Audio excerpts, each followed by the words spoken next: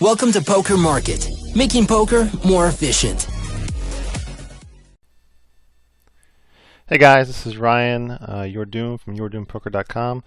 Welcome to my new video. What we're going to do is take a look at some hands that I think are pretty interesting, recent hands that I've played this year.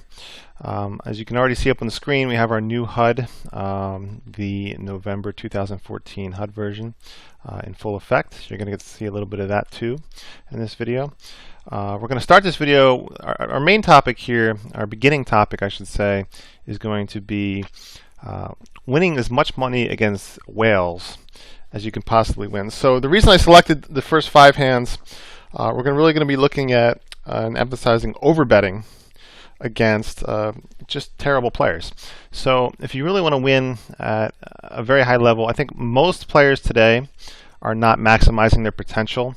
They're not maximizing their full value against whales when they have very strong holdings. There's a lot of spots where you should really be utilizing overbets. You should be playing for stacks. You should be thinking outside the box instead of making your normal bet sizing or even a full pot bet. You can make a much larger bet. I mean, we are playing no limit Texas Hold'em. We're not playing pot limit, so there is no limit to the betting. And then when we do have a very strong hand, as you're going to see in a few of these upcoming hands, we really want to play and try to win as much money as we can possibly win. So the other reason I selected this topic, I'm doing a lot of private coaching, and every single one of my students seems to have a very similar leak. And it's a major leak. If you're not winning a player's stack when you could, and you're leaving him a few $100s, that's a loss of a few $100s. And it should be treated as a major leak.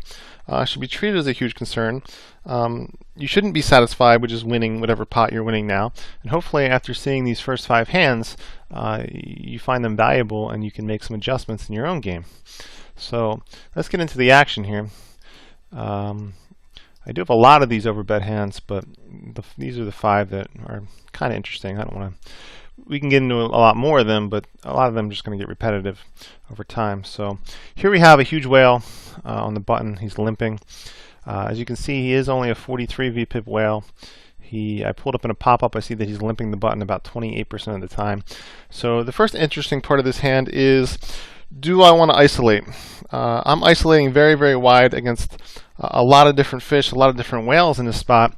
But the main factor I'm considering is, well, how good is my hand compared to his range? And more importantly, does he fold to C bets? So these bright purple numbers here, 44, 21, 35, are his fold to C bet in position.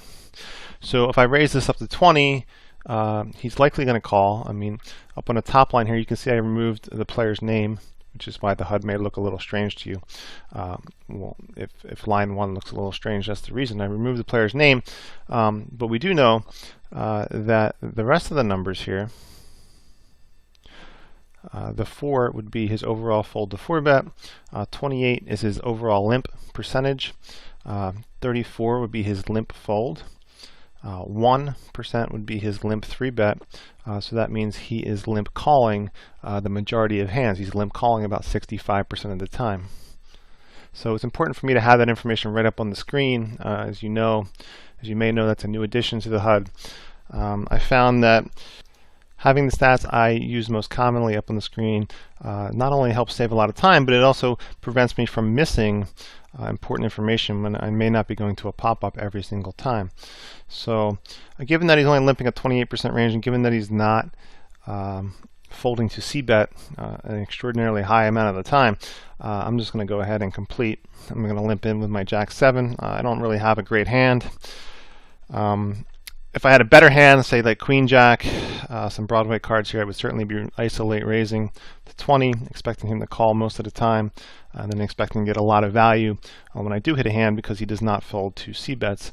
Conversely, if he does fold a lot, like say he folds 55% on the flop or higher, then I'm absolutely going to make this 20 to go. He's either going to fold